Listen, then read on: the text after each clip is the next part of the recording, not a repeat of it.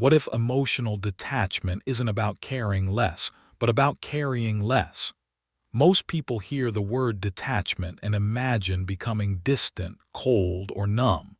But that's not emotional strength, that's emotional shutdown. True detachment is quiet. It doesn't harden you, it frees you. It's the ability to feel deeply without drowning in every emotion that passes through. To stay connected without being consumed. To care without losing your center. Emotionally detached people still feel sadness. They still feel love. They still feel disappointment.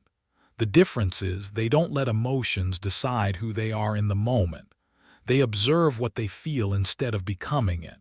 They notice the surge of emotion, the pull to react, the urge to overthink or defend, and they pause, not to suppress the feeling, not to escape it, but to create space around it. That space is where clarity lives.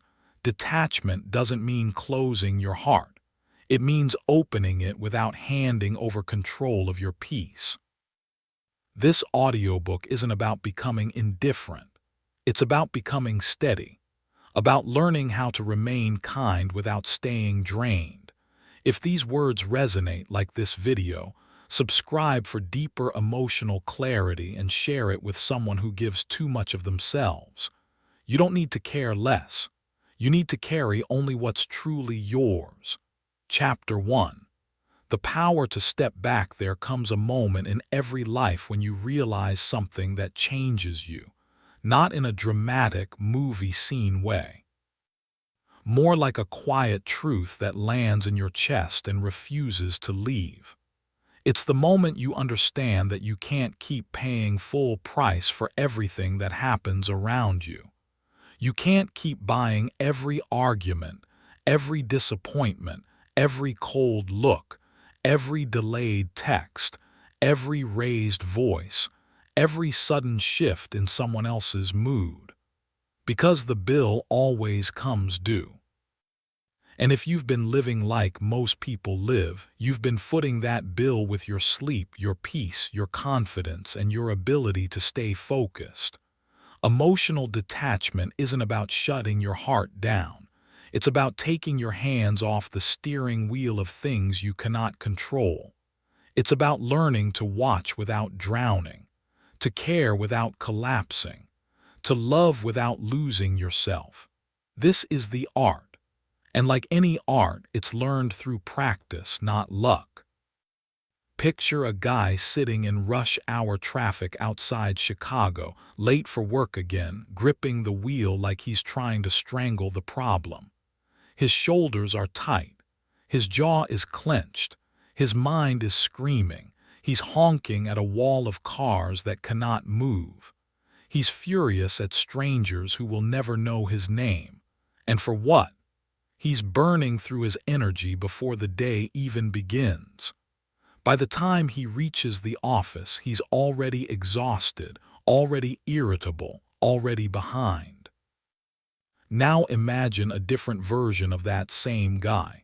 Same traffic, same time, same situation, but his grip is lighter, his breathing is steady. He's not happy about it, but he's not possessed by it. He's accepted one simple fact: this is what is happening. He's using the time to gather himself, to listen to something that sharpens his mind, to plan his next move. The traffic is still there, but the suffering is. That's emotional detachment, not passive, not weak, not numb, powerful. Most people think their emotions are reactions, like a reflex. Someone disrespects you, so you get angry. Someone leaves, so you break. Someone criticizes you, so you shrink. Someone ignores you, so you chase. But emotional maturity is realizing your emotions are signals, not orders. They are information, not instructions. Anger doesn't mean you must explode. Sadness doesn't mean you must drown. Anxiety doesn't mean you must run. It means something inside you wants attention, and you get to decide what to do next. Let's get real about the cost of attachment. When you're emotionally attached in the wrong way, you become dependent on outcomes. You become dependent on other people's approval. You become dependent on getting your way. And that dependence turns you into a hostage. It turns you into someone who can't stay centered unless the world cooperates. That is not strength. That is not love. That is a fragile life built on conditions. Think about how many people are walking around right now like open electrical wires, sparking every time someone brushes past them. One coworker makes a comment and they spiral for 3 days. One family member acts distant and they replay it all night. One date doesn't respond and suddenly they're questioning their worth. One boss changes their tone and they feel like they're about to be fired. That isn't sensitivity. That is lack of inner ownership. Detachment is ownership. It's the decision to stop outsourcing your emotional state. It's choosing to be responsible for your inner world no matter what's happening outside. But here's what detachment is not. Detachment is not pretending you don't care. Detachment is not acting tough. Detachment is not becoming cold, dismissive, or unreachable. That's not strength either. That's armor. And armor isn't the same as confidence.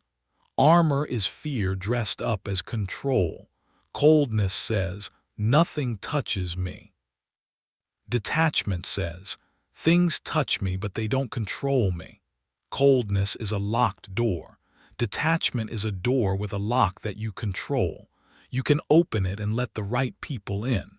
You can close it when you need to protect your peace. You don't build walls around your heart. You build boundaries around your energy. Let me tell you a story that hits close to home for a lot of people in America. A woman in her early 30s, living in Dallas, hardworking, ambitious, carrying half her family on her back.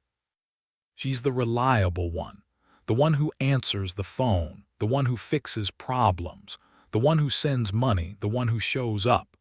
But over time, that reliability becomes an expectation. When she says no, people guilt her. When she sets a boundary, they call her selfish. When she tries to take a weekend for herself, someone suddenly has an emergency, so she keeps giving and giving and giving until she starts resenting everyone she loves. She's exhausted, she's angry, she's emotionally drained. Then one day she realizes something painful. She didn't just love people, she needed to be needed. Her attachment wasn't only to them, it was to the identity of being the savior. Detachment for her didn't mean abandoning her family. It meant stopping the habit of proving her worth through sacrifice. It meant helping when she chose to, not when she was pressured. It meant letting other people feel the consequences of their own decisions without rushing in to clean the mess. That's what detachment does. It returns responsibility to the right owner. It gives people back their lives. It gives you back yours. You can't detach if you're addicted to control. And control addiction is subtle. It shows up as overthinking. It shows up as trying to predict everything. It shows up as replaying conversations to find the perfect response. It shows up as scanning people's faces for signs you're safe. It shows up as needing closure before you can move forward. It shows up as trying to manage how everyone sees you. Control feels like safety, but it creates anxiety. Because the world is uncontrollable, people are unpredictable, outcomes are uncertain. So if your inner peace requires certainty, you will never be peaceful. Detachment is the decision to tolerate uncertainty like a grown adult, not with bitterness, with discipline, with faith in yourself. Here's one of the most powerful shifts you can make starting today. Stop asking, "Why are they doing this to me?" And start asking, "What is this revealing in me?" Because most of your suffering isn't caused by what happened, it's caused by what it triggered. A friend cancels plans and you feel rejected. But the real pain isn't the cancellation. It's the old story inside you that says you're not important. Someone sets a boundary and you feel abandoned. But the real pain isn't the boundary. It's the story that says love means constant access. Someone disagrees with you and you feel attacked. But the real pain isn't disagreement. It's the ego that thinks being wrong means being weak. Detachment is learning to separate the event from the meaning you assign to it. You can't control what happens, but you can control the story you tell yourself about what happens. And your story is either going to fuel your growth or feed your suffering. Now, let's talk about the practical side, because this isn't just philosophy. This is a skill, and skills can be trained. The first practice is the pause, not a long pause, a 2-second pause. When something hits you emotionally, you don't immediately react. You don't shoot the text. You don't throw the attitude. You don't slam the door. You don't rush to explain yourself. You pause, you breathe once. You ask yourself, what would the calmest version of me do next? Most people never pause. They react instantly and then they spend hours cleaning up the mess. The pause is you stepping off the treadmill of impulse. The second practice is naming what you feel without becoming it. You're not angry. You're experiencing anger. You're not anxious. You're experiencing anxiety. That one small language shift creates distance. It reminds you that emotions are weather, not identity. Storms come and storms go. You are the sky. The third practice is refusing to chase. In American culture, chasing looks normal, chasing approval, chasing love from people who are inconsistent, chasing attention, chasing closure, chasing someone who already showed you who they are. Detachment is having the self-respect to let silence speak, to let distance reveal truth, to stop negotiating for basic effort. If someone's energy is uncertain, your job is not to convince them. Your job is to stay steady and let reality be reality. If this audiobook is bringing you value so far, take a moment to like it, share it with someone who needs to hear this, leave a comment with your biggest takeaway, and subscribe to Prime Audiobooks for more content like this. Now, let's continue. Let's go deeper. The reason detachment feels scary is because many people confuse attachment with love. They think loving someone means holding on tight, constant contact, constant reassurance, constant emotional merging. But that isn't love, that's fear. Fear of losing, fear of being alone, fear of not being enough. Real love is spacious. Real love doesn't demand that someone carry your emotional stability. Real love doesn't punish people for having a life.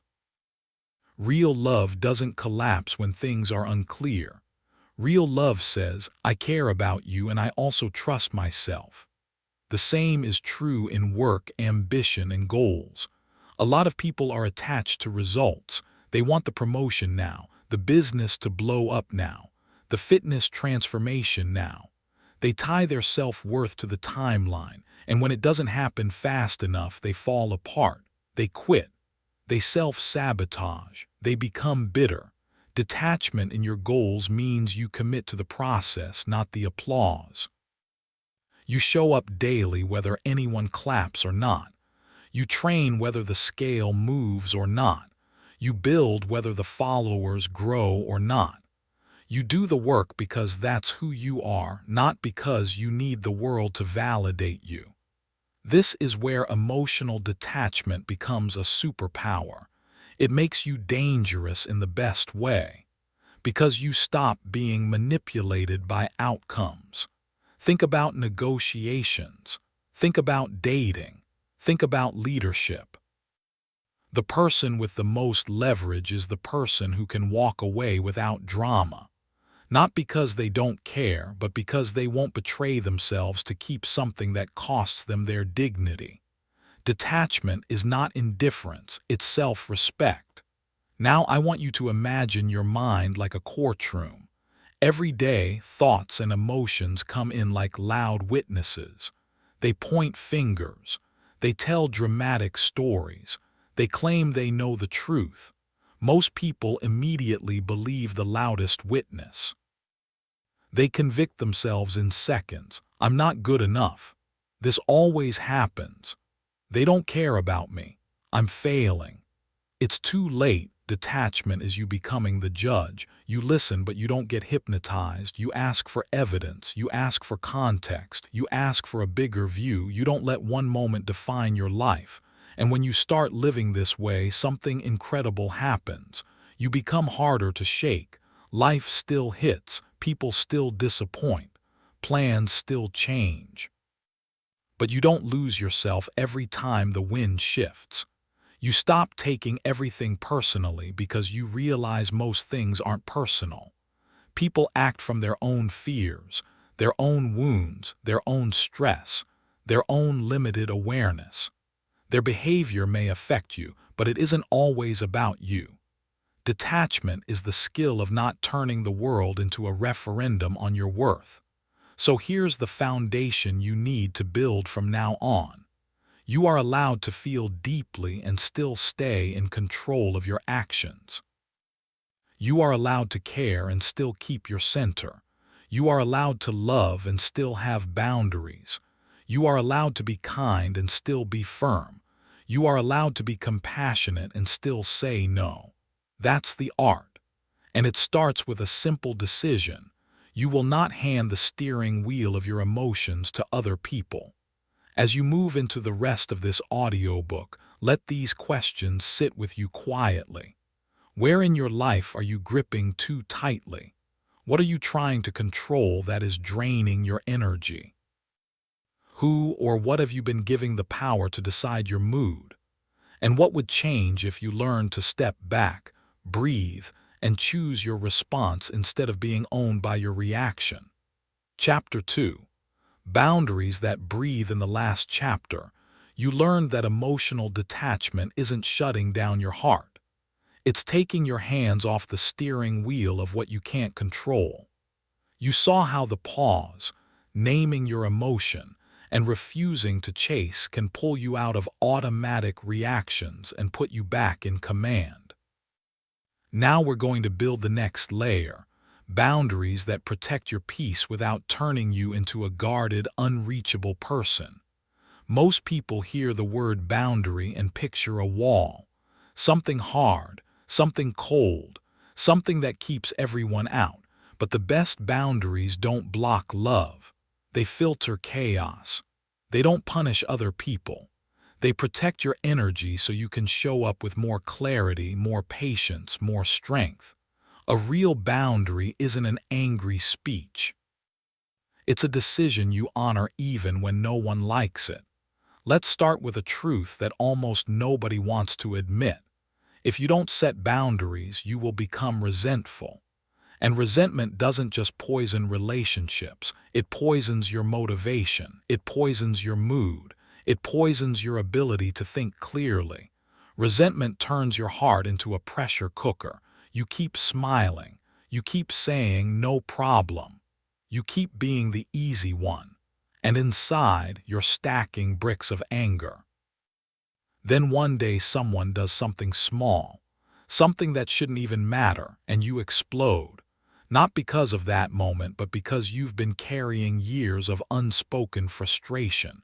You don't need to become colder. You need to become cleaner. Cleaner communication, cleaner standards, cleaner decisions. Picture a guy in his late 20s living in Phoenix. He's the good friend, the one who always answers, the one who always drives, the one who always pays for the extra appetizer, the one who always listens to the drama. He's proud of being reliable. It makes him feel valuable. But what he doesn't realize is that his kindness is being used as a substitute for self-respect. People call him at midnight when they're bored. They cancel on him when something better shows up. They ask for favors without returning effort. And he keeps accepting it, telling himself he's being chill, that it's not a big deal. Then he starts feeling something ugly. He starts feeling like people take him for granted. He begins to pull back not with honesty but with bitterness. He gives short replies. He stops initiating. He wants them to notice. He wants them to feel what he feels, but instead of setting boundaries, he's playing emotional games. Here, that's what detachment would look like for him. Not ghosting, not sulking, not pretending he doesn't care. It would look like calmly deciding what he's available for and what he's not. It would look like not answering every call instantly. It would look like saying, "I can't do that tonight," without feeling guilty. It would look like letting people feel the natural consequence of not valuing him. Boundaries are the language of self-respect, and self-respect is how you stay warm without becoming weak. Now let's talk about what makes boundaries so hard for most people. It's not the words, it's the fear. The fear of being disliked, the fear of conflict, the fear of someone leaving, the fear of being called selfish, the fear of losing connection. In America, a lot of people were raised to be nice instead of being honest. They were taught to keep the peace, even if it costs them their peace. They learned to smile while uncomfortable. They learned to swallow feelings to avoid tension. And that training follows you into adulthood like a shadow. But adulthood requires a new skill. You must tolerate someone else's disappointment without trying to fix it. Read that again in your mind. You must tolerate someone else's disappointment without trying to fix it. Because when you set a boundary, people won't always clap for you. Some will test you. Some will guilt you. Some will suddenly become confused about what they've been doing for years. Some will call you different, cold, dramatic, or selfish. But that doesn't mean your boundary is wrong. It means your boundary is new. And anything new feels threatening to people who benefited from the old you. A boundary doesn't need a long explanation. Long explanations often come from guilt. You start over-talking because you want permission. You want the other person to approve your decision so you don't feel bad, but you don't need permission to protect your peace. You need discipline. There's a simple phrase that can change your life. "That doesn't work for me." No debate. No emotional essay. No courtroom defense. Just calm truth. Let's put this into real-world scenarios. Your coworker constantly dumps tasks on you at the last minute, then disappears. You keep saying yes because you don't want to seem difficult. Then you're staying late, missing the gym, eating fast food, feeling drained and blaming them. A boundary sounds like, "I can help if you bring it to me earlier. I can't take this on last minute." Your friend only calls when they need something. They never ask how you're doing unless they want advice. You feel used but keep answering because you don't want to lose the friendship. A boundary sounds like, "I'm not available for that right now. Let's catch up when you want to talk about both of us." A person you're dating keeps you in uncertainty. They show up hot one week, cold the next. They give you just enough attention to keep you hoping, but not enough consistency to feel safe. You keep trying harder, texting more, proving yourself. A boundary sounds like, "I'm looking for consistency. If you can't offer that, I'm going to step back." Boundaries are not ultimatums. They're not threats. They're clarity. Now here's the part nobody talks about. Boundaries aren't only for other people. Some of your most important boundaries are with your own mind. You need boundaries with overthinking. You need boundaries with rumination. You need boundaries with checking your phone. You need boundaries with replaying the same conversation like it's going to produce new information. If your brain keeps dragging you back into old pain, detachment is you saying, not today, not with force, with authority. Imagine your mind like a dog on a leash. If you let it pull you wherever it wants, you'll get dragged into anxiety, jealousy, regret, and rage. But if you hold the leash firmly, you can still walk the dog without getting controlled by it. You don't hate the dog, you train it. So let's talk about emotional triggers, because triggers are where people lose detachment fast. A trigger is an old wound dressed up as a current problem. The situation feels urgent because it touches something deeper. The words might be normal, but your reaction is huge. Your body acts like you're in danger. Your mind goes into survival mode. And suddenly you're not responding to what's happening now. You're responding to everything you've been through. A boss gives you short feedback and your chest tightens like you're about to lose everything. A partner gets quiet and your mind starts building horror stories. A friend takes longer to reply and you feel abandoned. A stranger cuts you off in traffic and you're shaking with rage. Detachment is noticing the trigger, not obeying it. You're allowed to feel the emotion fully, but you don't let it drive. Here's a practice that will change how you handle triggers. When you feel that rush in your body, the heat, the tension, the urge to react, you name what's happening internally. You say to yourself, "This is a trigger." Not as a label to excuse behavior, but as a reminder to slow down and choose. Then you ask, what am I actually afraid of right now? This question cuts through the surface and hits the root, because fear is almost always underneath emotional chaos. Fear of rejection, fear of being disrespected, fear of not being enough, fear of being left. Once you find the fear, you have options. You can respond with strength instead of impulse. You can speak clearly instead of emotionally. You can decide instead of chase. Now let's talk about being warm while detached, because people get this wrong. They think detachment is being distant, acting unbothered, acting like you don't care. That's performance. That's insecurity. Warm detachment is calm presence. It's kindness without self-abandonment. It's empathy without emotional merging. It's listening without carrying. Imagine a nurse in a busy ER. She's compassionate. She's caring. She's focused. But she's not falling apart with every patient. If she did, she wouldn't be able to do her job. Her detachment isn't cruelty. It's professionalism. It's stability. It's the ability to help without being consumed. You need that same kind of stability in your relationships and your life.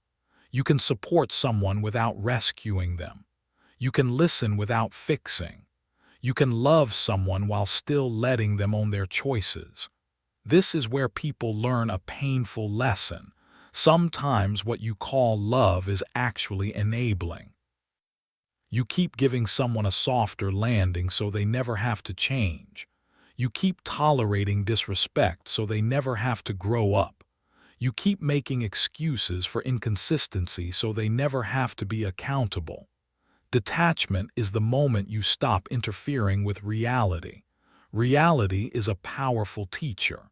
And when you detach, you stop standing in the way of the lesson.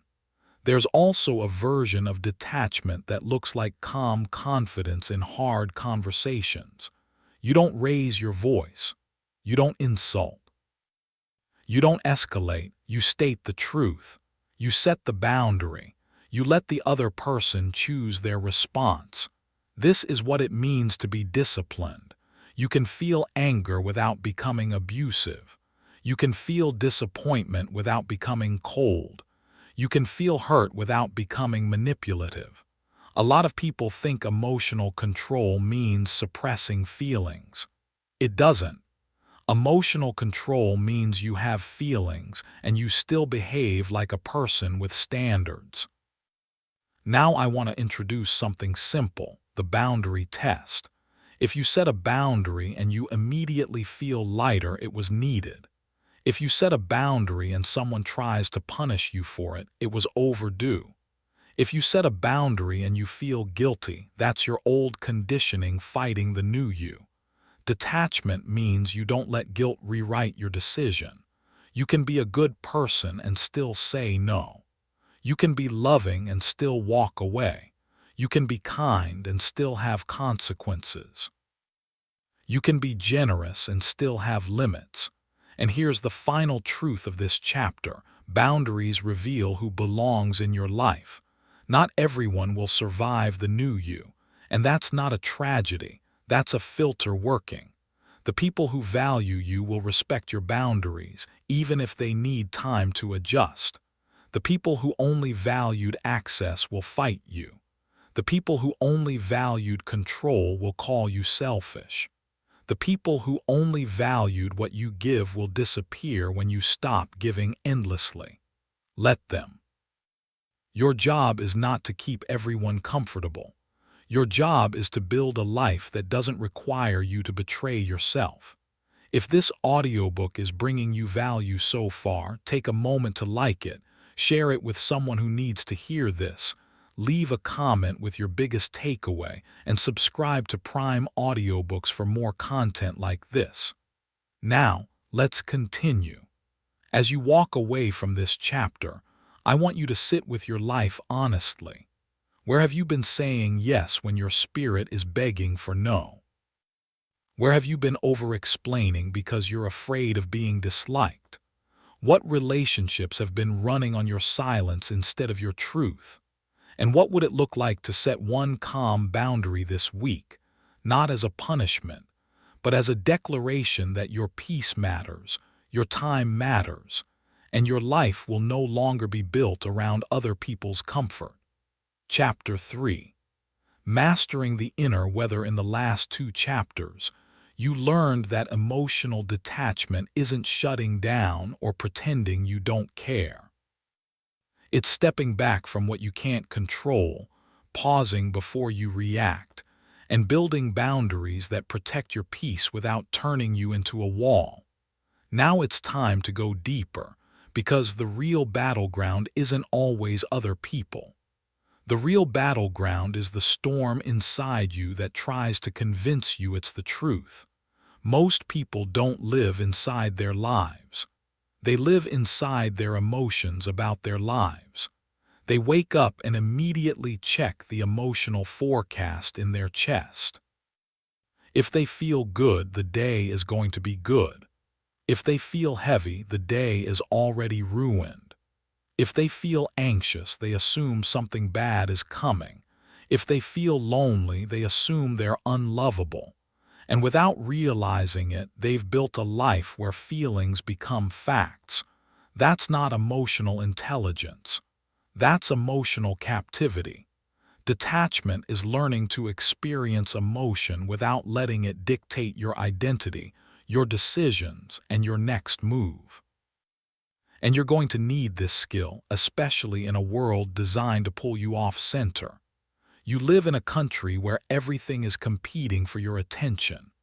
Notifications, opinions, headlines, social media, deadlines, pressure. You're not weak if you feel overwhelmed. You're human, but if you want to rise, you have to become the kind of person who can stay grounded when the world is loud. Here's a metaphor that will stick with you. Your emotions are like weather. Some days are sunny. Some days are cloudy. Some days the wind hits hard and the rain comes down heavy. But you are not the weather. You are the driver on the road. And if you let every storm decide whether you move forward, you'll spend your life parked on the side of the highway, waiting for a perfect day that never comes. The most successful people aren't people who never feel fear, doubt, or frustration. They're people who learned how to move with those emotions in the passenger seat instead of giving them the keys. Let me show you what that looks like in real life. A man in his 40s in Cleveland finally starts taking his health seriously. Doctor tells him his numbers are going the wrong direction. He buys groceries, signs up for a gym membership, sets a goal. First week, he's motivated. Second week, he's sore. Third week, the scale doesn't move the way he wants. His mind starts talking. It tells him he's too far gone. It tells him he always fails. It tells him he'll never be the kind of person who stays disciplined. He believes the voice. And because he believes it, he quits. Not because he couldn't do it, but because he treated a feeling like a verdict. Now imagine the detached version of him. He wakes up discouraged and he doesn't panic. He doesn't dramatize it. He doesn't turn it into a story about his worth. He labels it accurately. This is discomfort. This is impatience. This is my old identity fighting the new me. Then he goes anyway. He walks into the gym not inspired but committed. That's detachment. It's not the absence of emotion. It's the refusal to obey emotion blindly. One of the biggest reasons people can't detach is because they've never separated their present moment from their mental movie. The mental movie is the non-stop narration in your head that turns small things into big threats. Someone doesn't reply for hours. Your movie says they're pulling away. Someone looks serious. Your movie says they're mad at me. Someone criticizes you. Your movie says I'm failing. You get rejected. Your movie says I'll always be rejected. The movie feels real because it's loud, but loud doesn't mean true. Your job is to stop living inside the movie and return to the facts. Facts are clean. Facts are simple. Facts don't require panic. The fact is they haven't replied yet. The story is they don't care. The fact is they disagreed. The story is you're under attack. The fact is you made a mistake. The story is you're a mess. Detachment is learning to spot the story and drop it before it hooks you. Here's a practical habit that builds this skill fast. When you feel yourself spiraling, ask one question. What do I actually know for sure? Not what you assume, not what you fear, not what your mind is guessing. What do you know for sure? That question pulls you back to reality. It saves you from chasing shadows. It saves you from fighting battles that don't exist. It saves you from ruining relationships with accusations that came from anxiety, not evidence. Now let's talk about a place where detachment is more important than ever: social media and comparison. Comparison is one of the most violent forms of emotional attachment because it attaches your self-worth to someone else's highlight reel. You see someone's new house, and suddenly your apartment feels like failure. You see someone's relationship posts, and suddenly your single season feels like a problem. You see someone's business success, and suddenly your progress feels invisible. You scroll for 10 minutes and you feel behind in your own life. That's not motivation. That's poison. Detachment in this area means you learn to see without worshiping, and you learn to admire without measuring your value. You have to remember that your path is not supposed to look like someone else's path. Their timeline isn't your timeline. Their resources aren't your resources. Their story isn't your story. And even if you had their results, you might not want their stress, their pressure, their emptiness, or their hidden struggles. A detached person can appreciate what they see without turning it into an attack on themselves. But detachment doesn't just happen. You train it. Here's the training. You limit your inputs. You stop giving your mind junk and expecting clarity. You stop feeding yourself comparison and expecting confidence. You stop consuming drama and expecting peace. And yes, that's going to require discipline, because your brain loves stimulation. It loves novelty. It loves dopamine. But you're not here to be entertained into mediocrity. You're here to build a life. So start practicing emotional hygiene. In the morning, don't reach for your phone like it's oxygen. Breathe first. Get your mind back. Make your bed like a person who respects themselves. Drink water. Move your body. Create even 5 minutes of stillness where your emotions can settle. Because if you begin your day reacting, you'll spend the rest of the day chasing stability. Now let's address the fear that comes with detachment. People worry, if I detach, will I stop caring? Will I become cold? Will I lose my passion? No, what you lose is emotional chaos. What you lose is neediness. What you lose is the habit of being shaken by everything. And in exchange, you gain something powerful, steadiness. Steadiness is attractive. Steadiness is leadership. Steadiness is how you build trust in relationships and respect in business. Steadiness is how you become the person your future self is counting on. Think about the people you admire. The ones who walk into a room and the energy changes. They don't feel everything less. They just react to everything less. They don't need to prove themselves in every conversation. They don't need to win every argument. They don't need to be understood by everyone. They know who they are. And that self-knowledge creates calm. Detachment is how you become that kind of person. Now let's talk about another trap, attachment to being right. A lot of suffering comes from needing to be right, needing the last word, needing to prove your point. You can lose hours, days, even years trying to correct someone who isn't listening. You can burn down relationships just to win a debate. You can destroy your peace trying to force your truth into someone else's head. Detachment says, I don't need to win this. I need to protect my peace. That doesn't mean you become passive. It means you become strategic. You choose your battles like a disciplined adult. You don't argue with people who enjoy misunderstanding you. You don't wrestle with someone who thrives on conflict. You don't negotiate with someone who only responds to chaos. Sometimes the strongest move is silence. Sometimes the strongest move is walking away. Sometimes the strongest move is letting people be wrong about you while you stay right about yourself. And that takes courage. Because you want to defend yourself. You want to explain. You want to be seen correctly. But detachment teaches you that your life is your evidence. Your consistency is your explanation. Your results are your reply. There's a calm confidence in knowing you don't need everyone's approval. And the moment you stop chasing approval, your life gets quieter, cleaner, stronger. Now let's bring it into relationships again, because this is where inner weather hits hardest. You can't detach if you're addicted to reassurance. If your peace depends on constant confirmation that you're loved, you will suffocate the connection.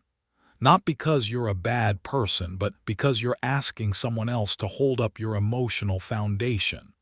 Detachment means you can love someone and still be okay when they're busy. You can care and still give space. You can miss someone without collapsing. You can have a hard conversation without threatening to leave. You can feel jealousy without acting controlling. You can feel insecure without turning it into accusation. You stop turning emotions into weapons. And if someone really cares about you, detachment makes the relationship healthier, not colder. It reduces drama. It increases trust. It brings stability. It creates room for respect. Here's a final practice that will strengthen everything you've learned so far. When you feel emotionally charged, delay your response. Not forever, just long enough to regain your center. Delay the text. Delay the confrontation. Delay the decision. Go for a walk, take a shower, lift weights. Breathe and let the emotion move through you instead of turning it into action. Because once you act from emotional fire, you can't undo the burn marks.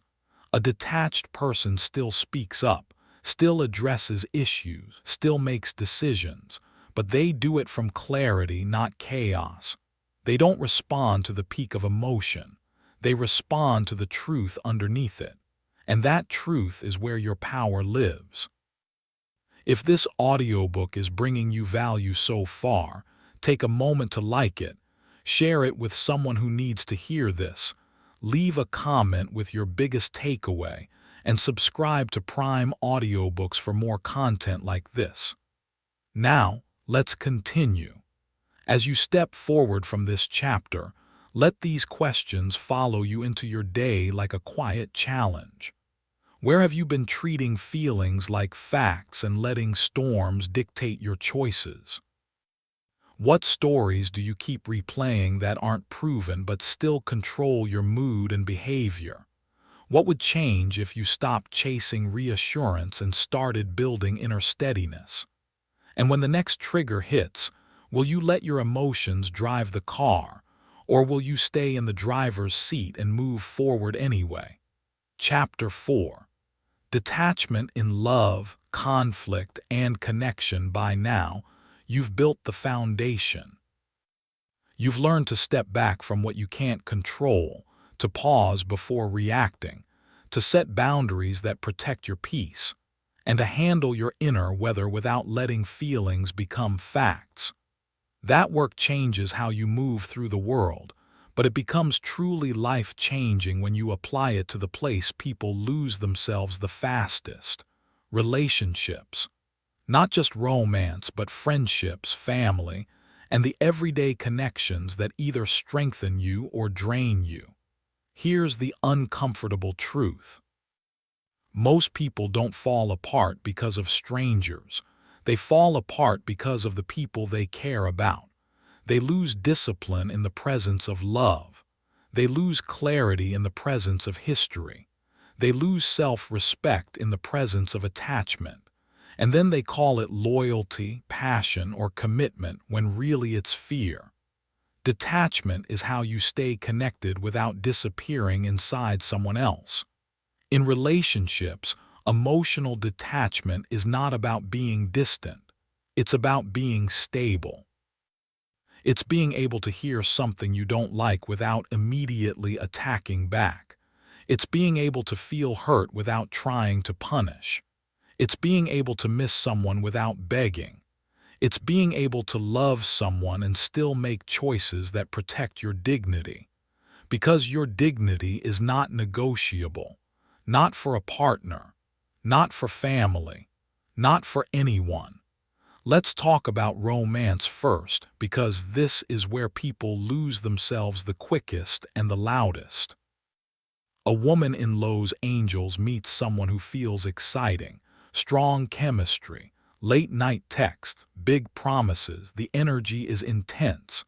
And because it feels good, she gives more access than the person has earned. She becomes available all the time, she reshapes her schedule. She stops doing the things that made her confident before. She starts checking her phone like it's a heartbeat monitor. And without realizing it, she's attached to the feeling, not the person. Then the inconsistency shows up. Replies get slower. Plans get vague. The warmth turns into unpredictability. Her mind starts racing. She tries to fix it by giving more, explaining more, forgiving more, tolerating more. She starts believing that if she just becomes easy enough, the person will choose her fully. That's the moment detachment becomes the difference between losing yourself and keeping yourself. Detachment doesn't say, "I don't care." Detachment says, "I care, but I don't beg." Detachment says, "I want love, but I won't chase someone who enjoys keeping me uncertain." Detachment says, "I'm not going to punish you for being who you are. I'm going to believe what you show me and respond accordingly." This is where a lot of people get stuck. They take inconsistency as a challenge. They think love is something you earn through endurance. They confuse anxiety with passion. They confuse intensity with commitment. But your nervous system is not a compass for love. It's a compass for familiarity. And if your past taught you that affection comes with uncertainty, then peace can feel boring. Consistency can feel suspicious. Healthy love can feel too quiet. Detachment is how you relearn what love should feel like. Love should feel safe, respectful, clear, not perfect but steady. It should feel like you can breathe. Now let's talk about conflict, because conflict is inevitable. If you're in any real relationship, disagreement will happen. But most people don't struggle because conflict exists. They struggle because they handle conflict like a threat instead of an opportunity to grow.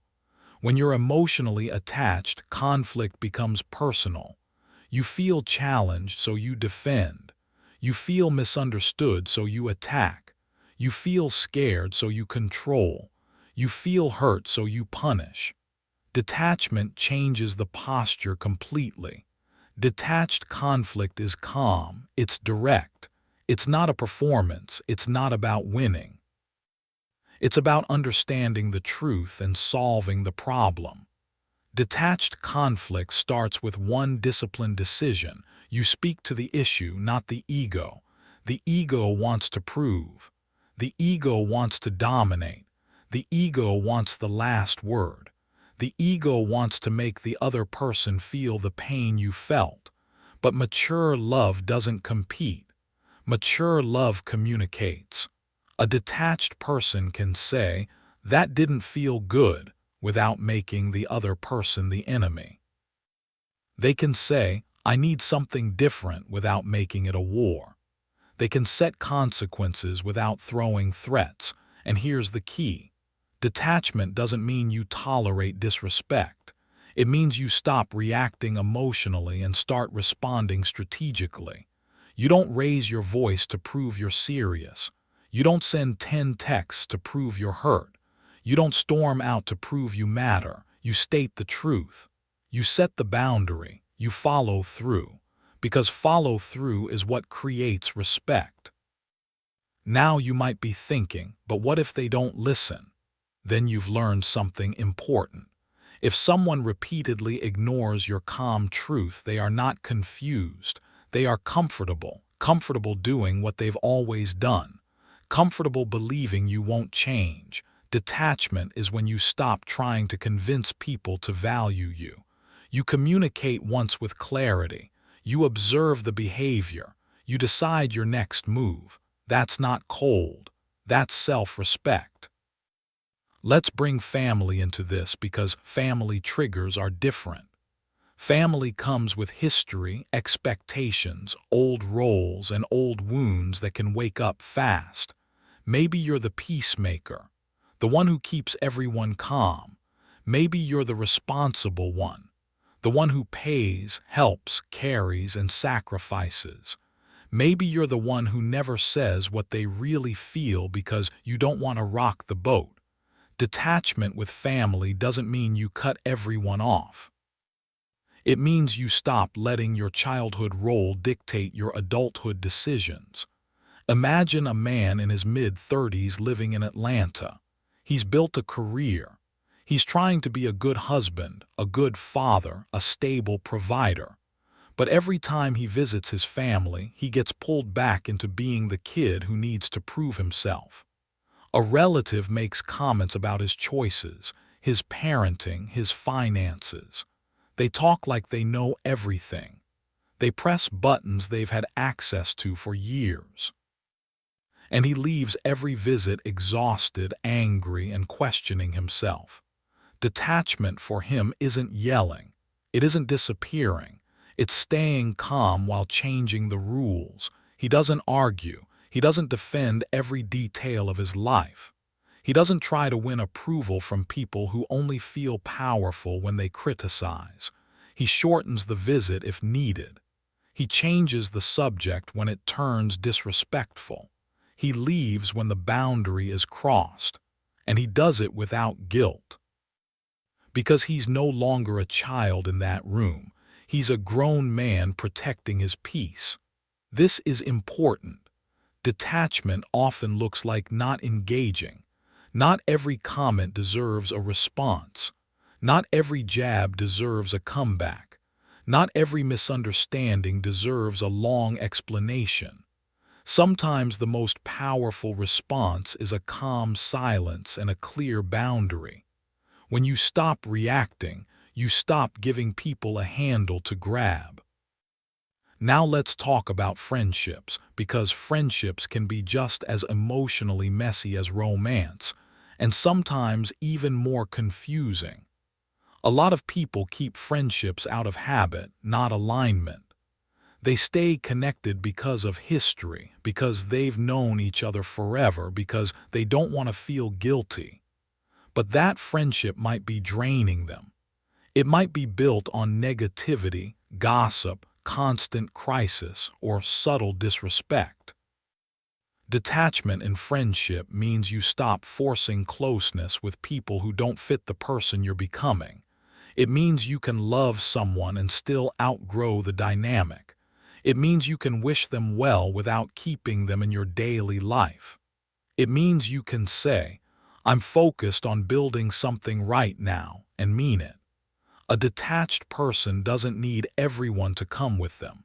They just keep walking. And here's something else detachment gives you.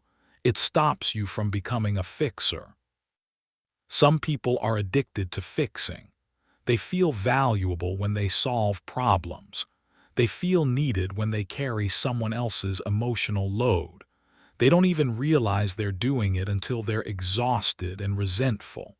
Detachment is learning to let people have their own pain without trying to rescue them from it.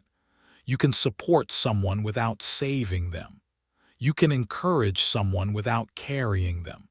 You can love someone without absorbing them. This is where empathy becomes dangerous without detachment. Without boundaries, empathy turns into emotional drowning. You start feeling responsible for everyone's feelings. You start walking on eggshells. You start sacrificing yourself so other people don't have to be uncomfortable. But discomfort is part of growth. And if you keep removing discomfort from someone's life, you're not helping them. You're slowing their evolution. Detachment is allowing people to face themselves. Now let's take this into the most delicate place: endings. Detachment becomes most powerful when things end, shift, or change. When someone leaves, when a relationship fades, when you get rejected, when an apology never comes, when closure isn't available. Most people chase closure. They want one last talk, one last explanation, one last moment that makes it make sense. But the truth is, closure is often a story you tell yourself so you can stop suffering. And if you keep waiting for it, you stay trapped. Detachment means you give yourself closure by accepting reality. Someone's actions are your closure. Someone's absence is your closure. Someone's inconsistency is your closure. You don't need a perfect goodbye to move forward. You need the discipline to stop reopening the wound. Detached love is the ability to release with respect. Not because the relationship meant nothing, but because your life means more than endless emotional bleeding. And yes, it will hurt sometimes. Detachment doesn't make you immune. It makes you resilient. It makes you stable through the hurt, because the goal is not to feel nothing. The goal is to feel fully and still choose wisely. Now let's bring it home with a core mindset you must carry. You can be warm without being accessible to disrespect. You can be kind without being manipulable. You can be loving without being desperate. You can be understanding without being permissive. Your softness is not an invitation for chaos. Your heart is not public property. Detachment is how you protect your heart so you can keep it open for the people who deserve it. If this audiobook is bringing you value so far, take a moment to like it. Share it with someone who needs to hear this. Leave a comment with your biggest takeaway, and subscribe to Prime Audiobooks for more content like this. Now, let's continue. As you leave this chapter, let these questions settle in quietly and honestly. Where have you been confusing attachment with love and anxiety with passion? Who in your life benefits when you stay reactive, over-explaining, and available without limits? What conflict would change if you stopped trying to win and started trying to understand, while still holding your standards? And if you truly respected your dignity as non-negotiable, what relationships would become healthier? And what relationships would finally reveal that they were never built on respect in the first place? Chapter 5. The Detached Mindset for Work, Money, and Self-Worth. Up to this point, you've learned how to step back from what you can't control, pause before reacting, build boundaries that protect your peace, and stay steady through your inner weather. You've also seen how detachment transforms relationships by keeping you connected without losing your dignity. Now it's time to bring that same discipline into the arena where pressure can be relentless and emotions can quietly run your life, your work, your money, and the way you measure your worth. Because for a lot of people in the USA, work isn't just what they do, it's who they think they are. You don't just have a job, you have a reputation, a title, a performance review, a salary number that becomes a scoreboard. And if you're not careful, you will attach your identity to the outcomes in a world that constantly shifts. Companies restructure, markets change, managers come and go, opportunities open and close. And when your worth is tied to unstable things, your confidence becomes unstable too. Detachment is how you stay ambitious without being emotionally owned by results. Let's start with a reality check. You can do everything right and still lose. You can work hard and still get overlooked. You can prepare and still fail an interview. You can show up consistently and still not get the promotion. You can build a business and still take hits that feel unfair. If you're emotionally attached to fairness, life will break you. But if you're detached from the outcome and committed to the process, life will sharpen you. That doesn't mean you stop caring. It means you stop collapsing when things don't go your way. Imagine a young man in Seattle trying to break into tech. He studies at night, applies to jobs on weekends, builds projects, networks, gets rejected. At first he's motivated. Then the rejection starts stacking up. A few automated emails turn into 100. He begins to interpret every no as proof he's not good enough. That's attachment. Attachment makes rejection personal. Detachment would sound like this. This is part of the game. This is not a verdict. This is feedback. This is volume. This is training. He keeps applying. He upgrades skills. He improves his resume. He makes the process tighter. He learns the patterns, and eventually he gets in. The difference wasn't talent. It was emotional discipline. Detached ambition says, I will not allow temporary outcomes to rewrite my identity. Now let's talk about the office environment, because this is where people bleed energy without realizing it. Workplaces are emotional ecosystems. People bring insecurity, ego, stress, and politics into the building, whether they admit it or not. And if you're emotionally attached to how you're perceived, you will spend your whole day performing instead of producing. You'll overthink every meeting. You'll replay every comment.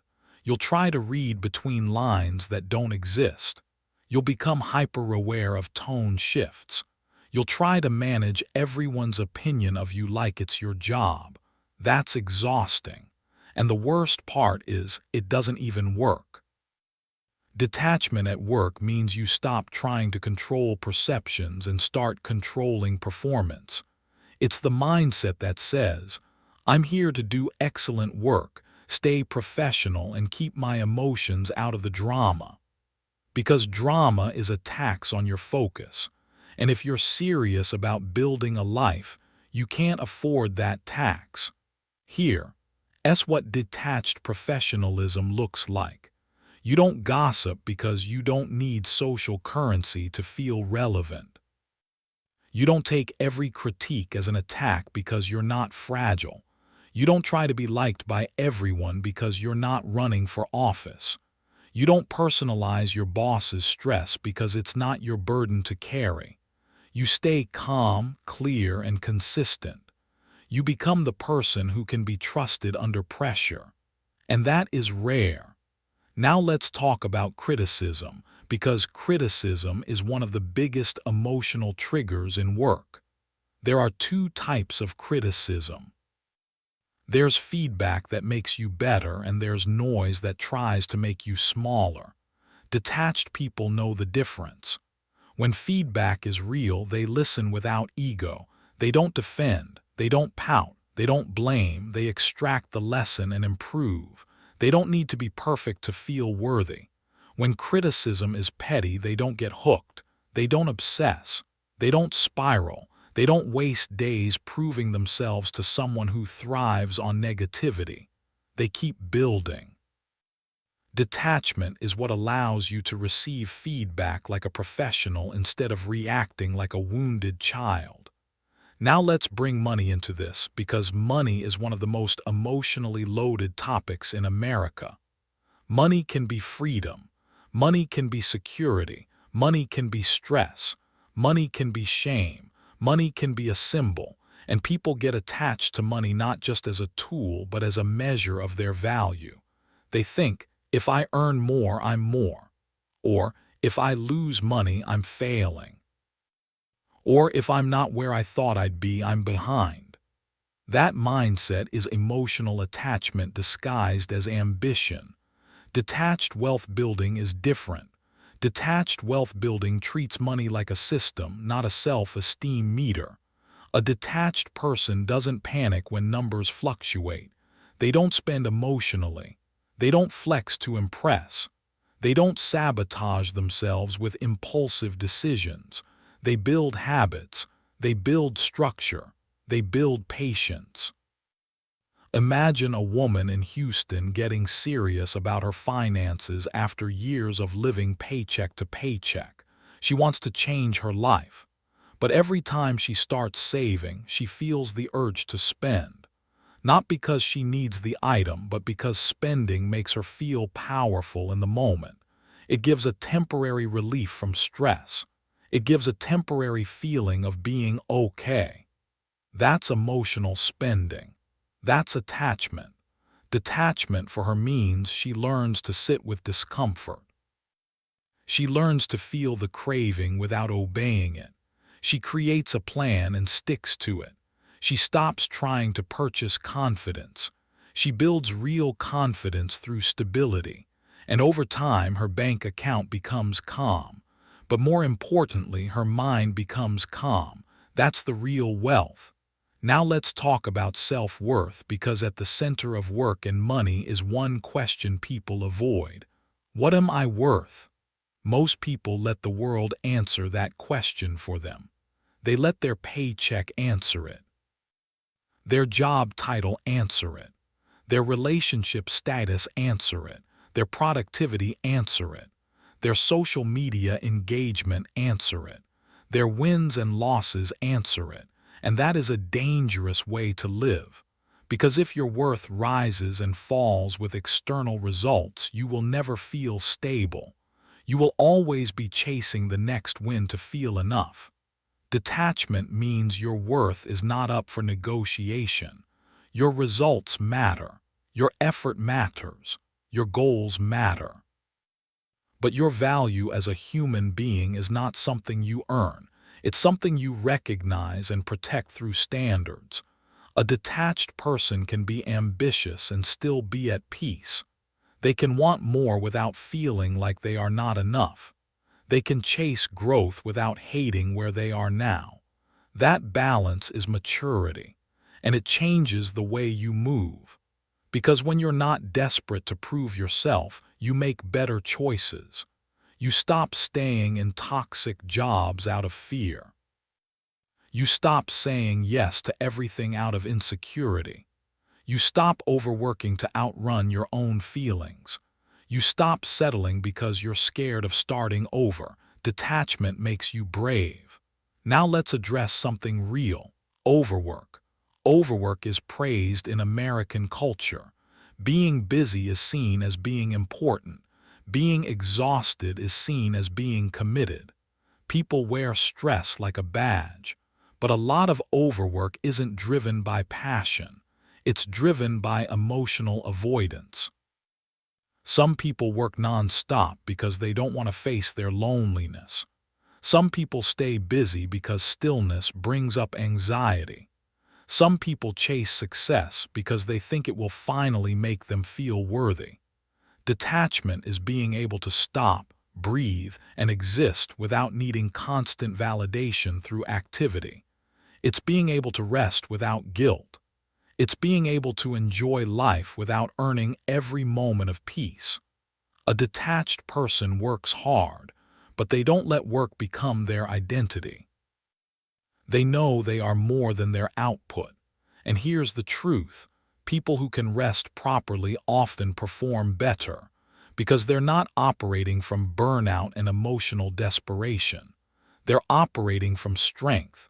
Now let's take this into leadership, even if you don't have a title yet. Leadership is emotional detachment in action. Leadership is staying calm when others panic. Leadership is making decisions without needing everyone to agree. Leadership is handling conflict without becoming reactive. Leadership is being consistent when emotions would tempt you to be impulsive. When you master detachment, you become someone people can trust. You become the steady presence in the room. You become the person who doesn't crumble under pressure. And that is how your career grows. That is how your reputation grows, not by being the loudest, not by being the most dramatic, but by being the most stable. Now I want you to hear this clearly. Detachment does not mean you stop trying. It means you stop attaching your peace to the outcome. You still prepare. You still execute. You still take risks. You still aim higher. But you do it with a calm mind and a steady heart. You do it like someone who knows they'll be okay no matter what happens, because they can always build again. That mindset turns you into a creator, not a victim. And when you become a creator, you stop fearing failure. Failure becomes data. Failure becomes training. Failure becomes part of the journey, not the end of it. Detachment makes you resilient enough to keep moving. If this audiobook is bringing you value so far, take a moment to like it, share it with someone who needs to hear this, leave a comment with your biggest takeaway, and subscribe to Prime Audiobooks for more content like this. Now, let's continue. As you carry this chapter into your real life, sit with these questions and let them challenge you. Where have you been attaching your worth to outcomes that can change overnight? What pressure are you carrying at work that isn't actually yours to carry? What would shift if you focused on performance instead of perception, systems instead of emotion, process instead of panic? And if you truly believed your value was non-negotiable, how would you work? How would you spend? And how would you choose your next move differently starting today? Chapter 6. The calm power of letting go. You've already done the hardest part, because you've started seeing your life differently. You've learned how to step back from what you can't control, pause before you react, build boundaries that protect your peace, master your inner weather, stay connected without losing your dignity, and chase goals without attaching your identity to the outcome. Now the final step is the one that turns all of those skills into a new way of living, learning how to let go without falling apart and how to move forward without turning cold. Letting go is not weakness. Letting go is not defeat. Letting go is the decision to stop fighting what is already true. Most people don't suffer because life is hard. They suffer because they argue with reality. They keep trying to rewrite the past. They keep trying to make someone love them the way they wish they would. They keep trying to force a door open that life is clearly closing. They keep trying to prove themselves to someone who decided they won't be impressed. That fight is exhausting, and it's optional. Emotional detachment is the calm power of accepting what is while still building what can be. When you let go the right way, you don't become less human. You become more free. Think about how much of your energy has been spent on things that were never yours to carry.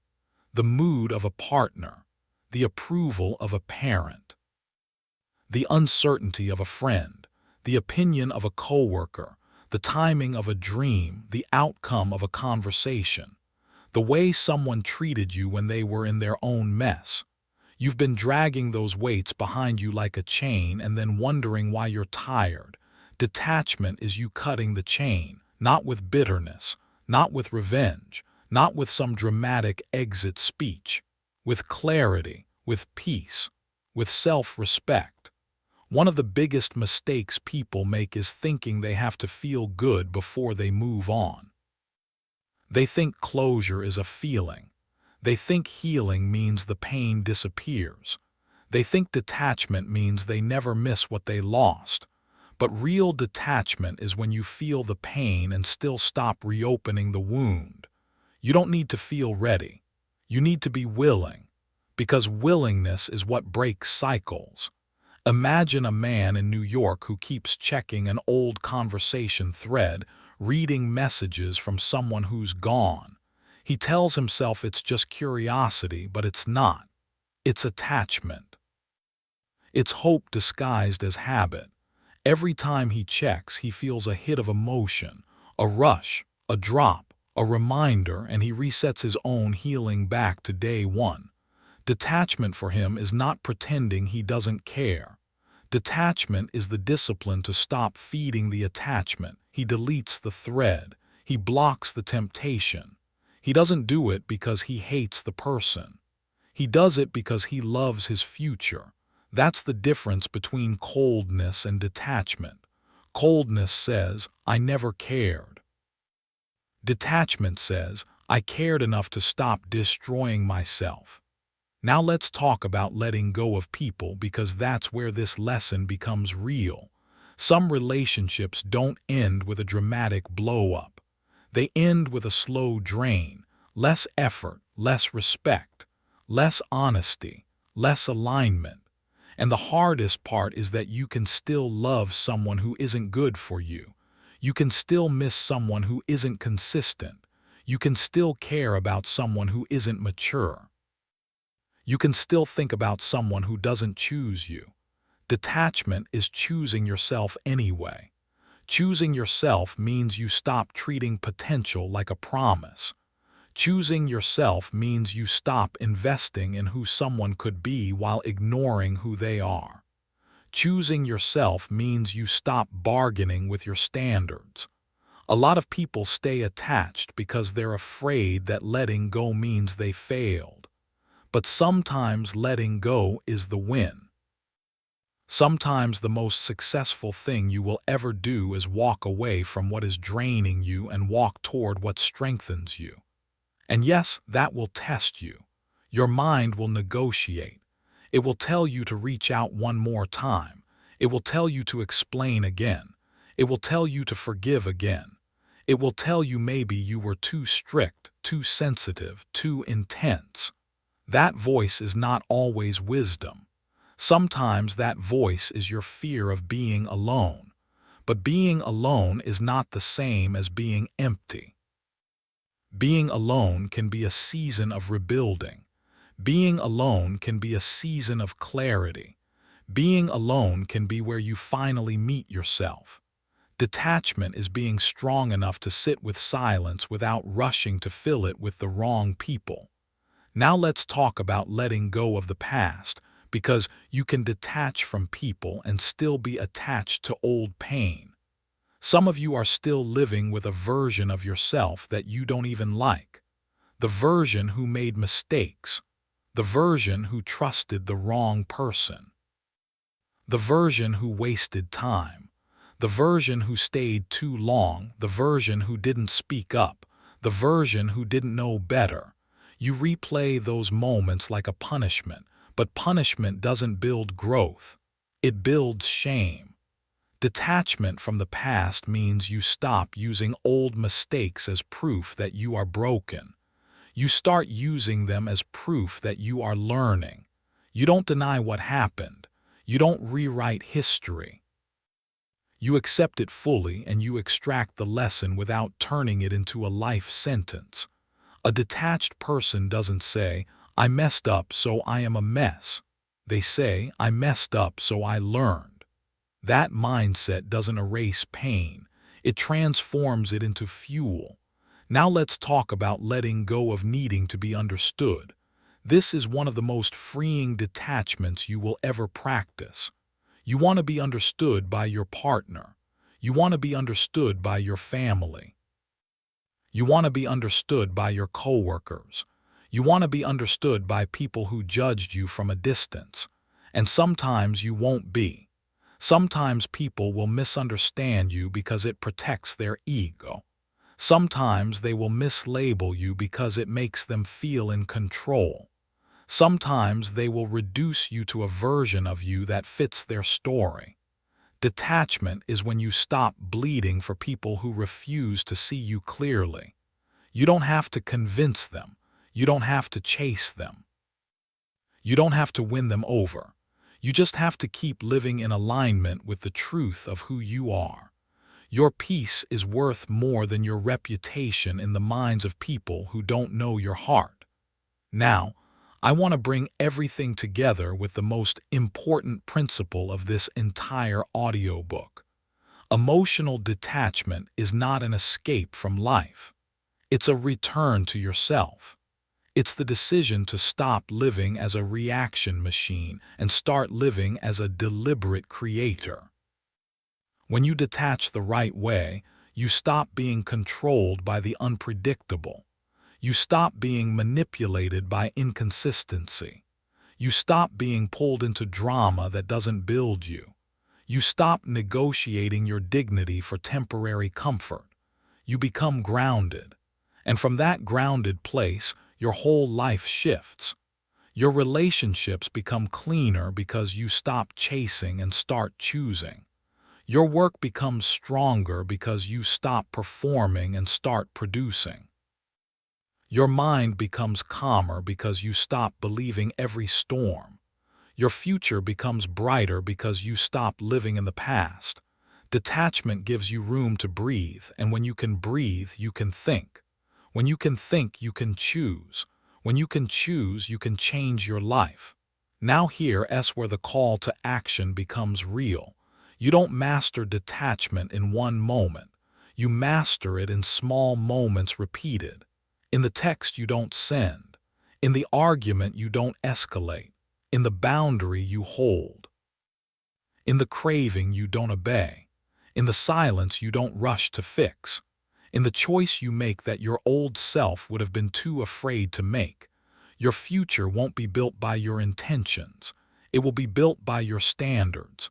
So decide your standards. Decide what you will no longer tolerate. Decide what you will no longer chase. Decide what you will no longer explain to people who are committed to misunderstanding you.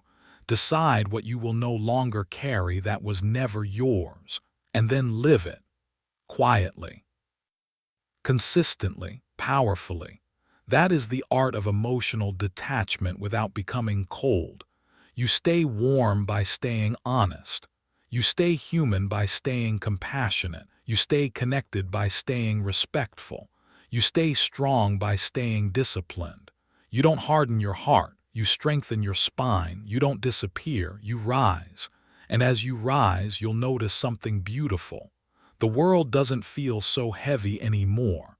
People's moods don't shake you as easily. Outcomes don't own you.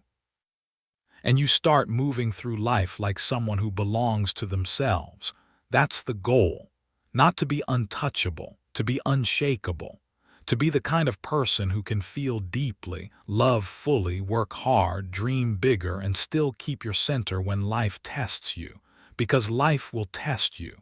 There will be moments when you feel rejected, moments when you feel unseen, moments when you feel disappointed, moments when you feel tempted to chase, to react, to abandon your standards.